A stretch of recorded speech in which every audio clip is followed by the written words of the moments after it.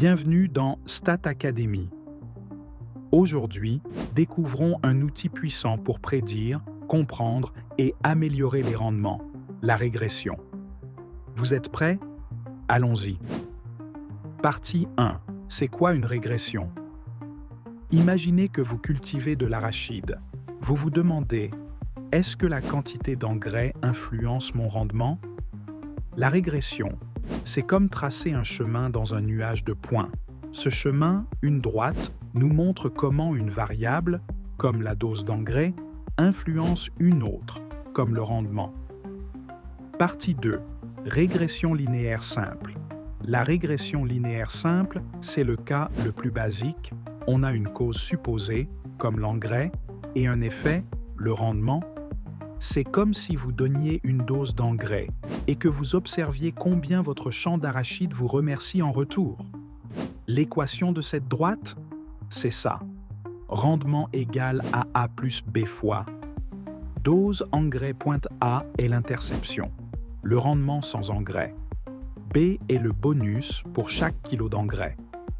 Exemple concret. Vous testez 5 doses d'engrais, 0, 20, 40, 60 et 80 kg par hectare.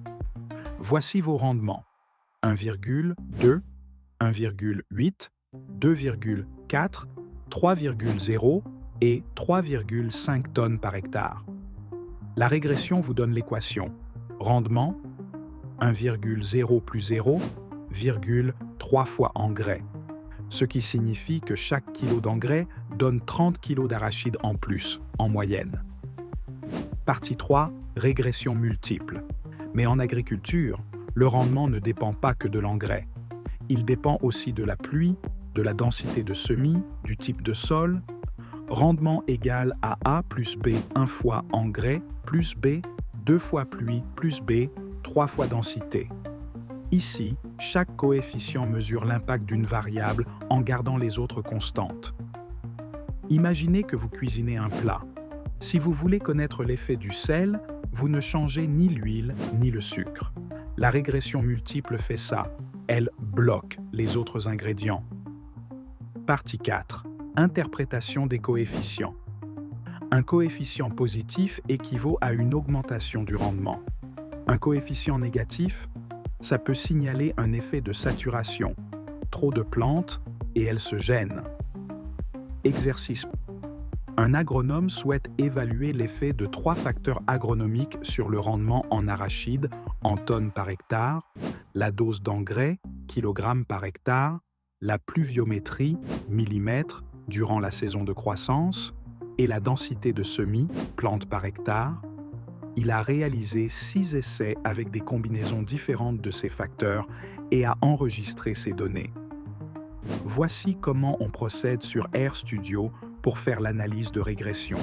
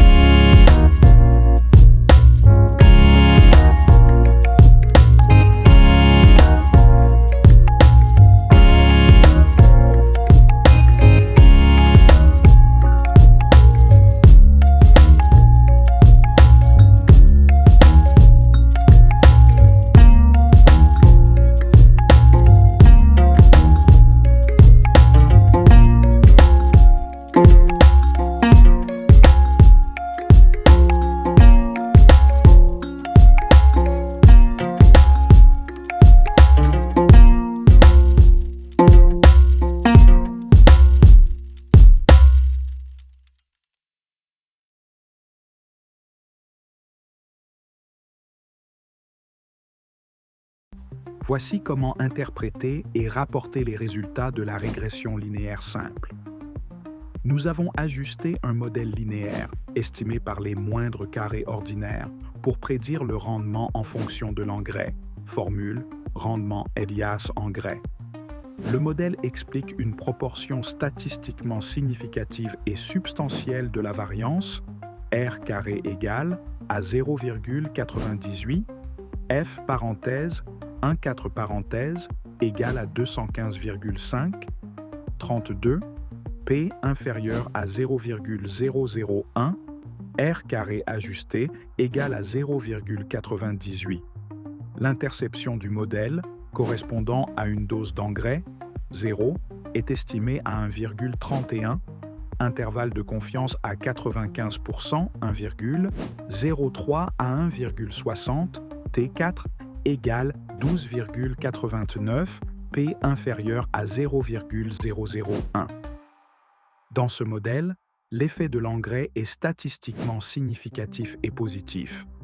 Bêta, 0,02, intervalle de confiance à 95%, 0,02, 0,03, T4 égale à 14,67, P inférieur à 0,001, bêta standardisé, 0,99, intervalle de confiance à 95%. Les paramètres standardisés ont été obtenus en ajustant le modèle sur une version standardisée du jeu de données. Les intervalles de confiance à 95% et les valeurs P ont été calculées à l'aide d'une approximation basée sur la distribution T de Wald. Voici comment interpréter et rapporte les résultats de la régression linéaire multiple.